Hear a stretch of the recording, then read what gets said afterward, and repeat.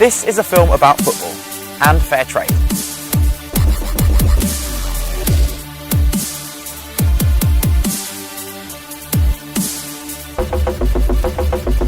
Most of us know a fair amount about football.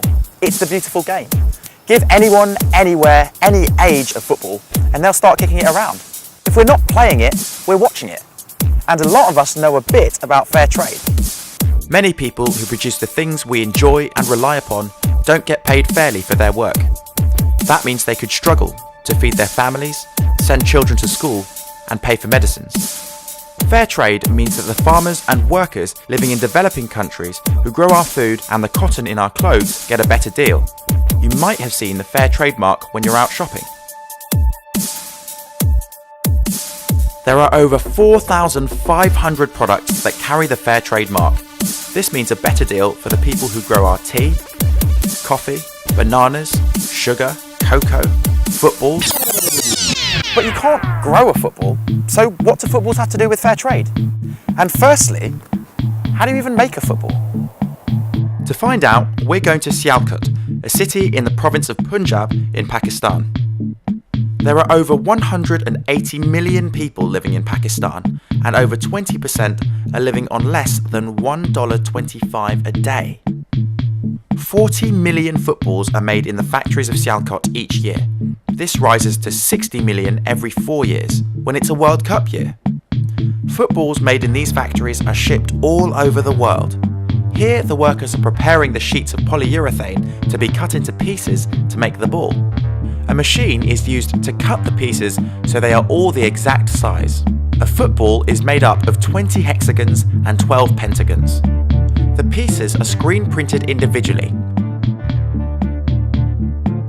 Traditionally, footballs were always stitched by hand.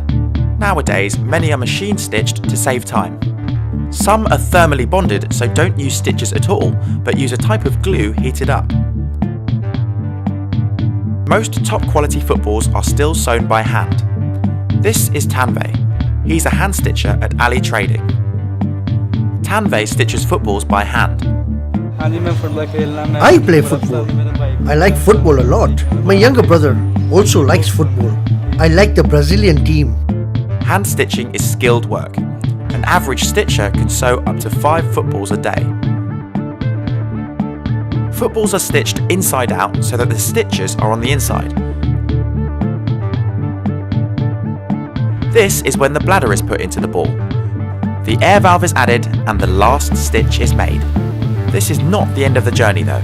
The footballs are then cleaned and checked to make sure they're in top condition. They go through lots of testing to check they're the right size, weight and bounce. Then they're deflated, put into plastic bags and packed into boxes. These boxes are loaded into lorries to be shipped. Around 40,000 people in Sialkot work in the industry. That's almost a quarter of the population. But in 1996, when the eyes of the footballing world were watching the European Championship unfold in England, Sialkot hit the headlines for all the wrong reasons. It was reported that about 7,000 children were working up to 11 hours a day stitching footballs in the Sialkot region alone, including children as young as 5. Stitchers couldn't earn enough money to feed their families, and some were forced to make their children work too, so that they could afford basics like food and healthcare. This meant that many of the children couldn't go to school.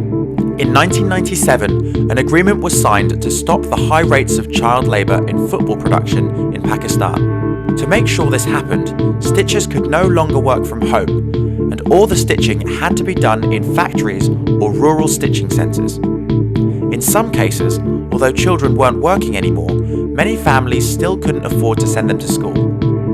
Many families struggled because they were getting less money. This is because the workers and stitchers don't always get a fair wage for the work they do. While we might spend money on big sports brands, that money doesn't always make its way back to the people who made the products. This is where fair trade plays a role in tackling the root of the problem: poverty and workers not receiving a fair wage. A fair wage means that workers can afford to send their children to school rather than out to work. What does fair trade aim to do for football workers? Decent wages, good working conditions, no child labour, Fairtrade Premium. The Fairtrade Premium is the extra money from the sale of each Fairtrade football that's used to fund community projects that benefit workers and their families, and is a very important part of Fairtrade. Fairtrade certified football factories each have a Fairtrade Premium committee that represents all factory workers and stitchers. They consult with the workers and stitchers and decide on the best use for the premium money.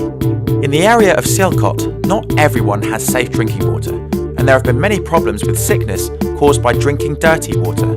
The Fairtrade Premium Committee at Vision Technologies decided to put the Fairtrade Premium into providing safe, clean water to benefit not just the workers, but the whole community.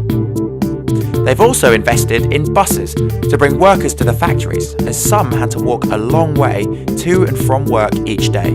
Recognising the importance of education, they've also spent premium money on books and school bags for children.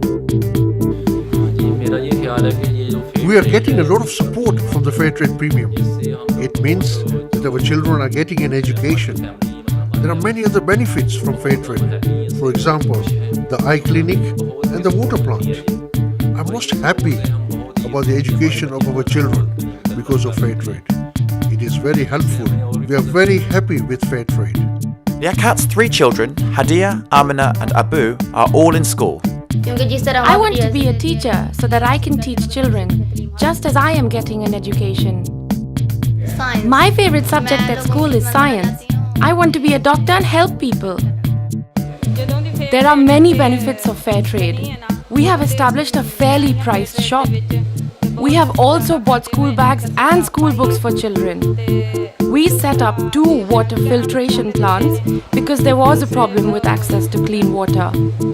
There are also eye tests for workers.